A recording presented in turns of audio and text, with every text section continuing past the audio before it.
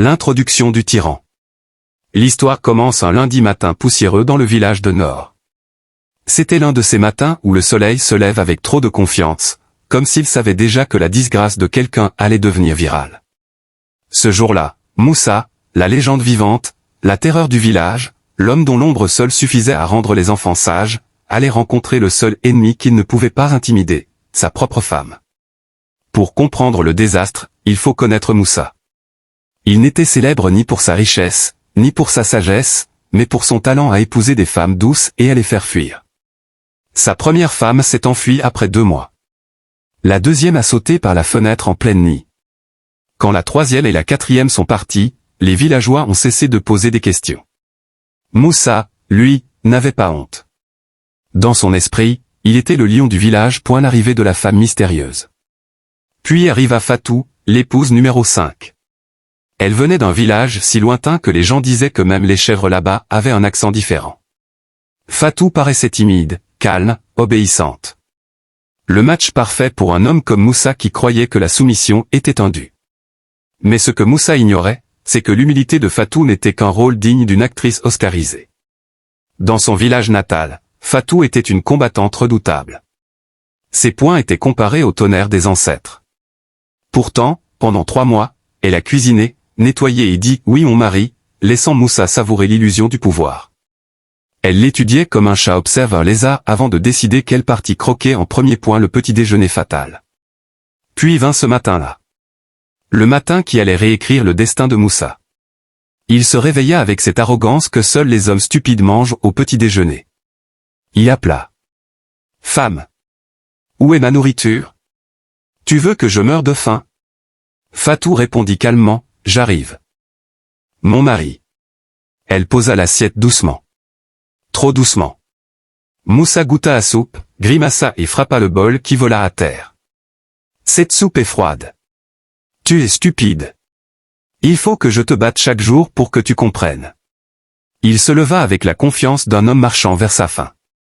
Fatou le regarda s'approcher, calme comme une lionne. Quand il leva la main pour la gifler, Fatou attrapa son poignet en plein vol. Et la correction historique. Moussa se figea. La poigne de sa femme avait la force du fer. Lâche ma main. Grogna-t-il. Fatou sourit, tu veux que je la lâche? Pas de problème. Elle tordit son bras. Moussa hurla si fort que les oiseaux s'arrêtèrent de chanter.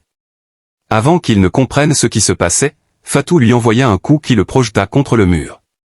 Il rebondit comme un ballon. Tu me frappes. Bégaya-t-il. Mon cher mari, dit-elle doucement, je n'ai même pas encore commencé. Ce qui suivit fut historique. Elle le souleva, le retourna, le plaqua au sol. À un moment, elle le traîna à travers la cour comme un sac de riz. Moussa criait, à l'aide. Cette femme veut me tuer.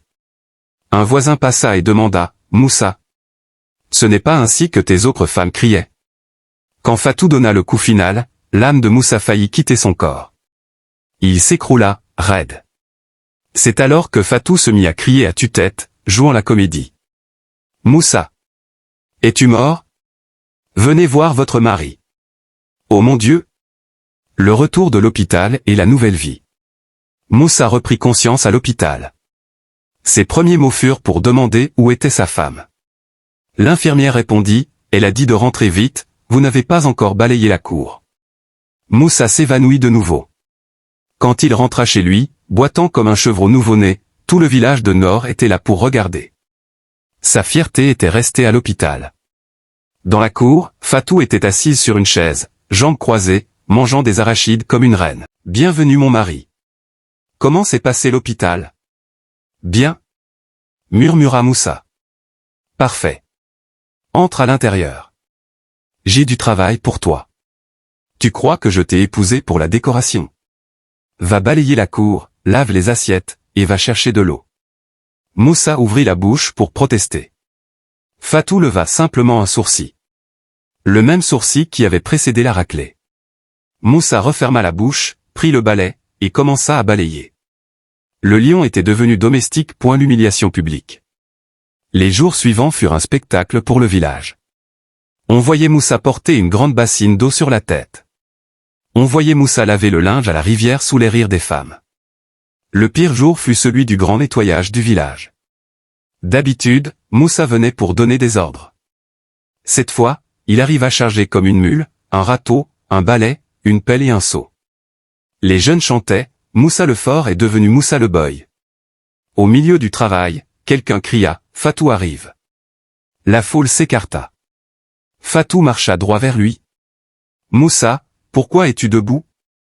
Le travail n'est pas fini. Oui ma femme, répondit-il devant tout le monde. Les hommes restèrent bouche bée.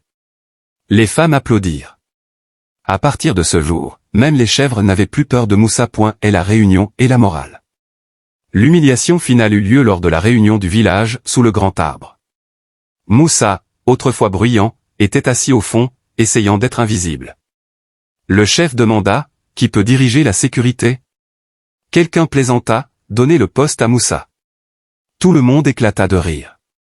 Soudain, Fatou entra. Le silence se fit. Moussa, aboya-t-elle. Il sauta de sa chaise si vite qu'elle tomba. Oui ma femme? Elle pointa un tas de bois désordonné. Va ranger ces bâtons correctement. Ils sont éparpillés comme ton bon sens. Tout de suite, ma femme. Il courut obéir sous les regards hilars. De suite, ma femme.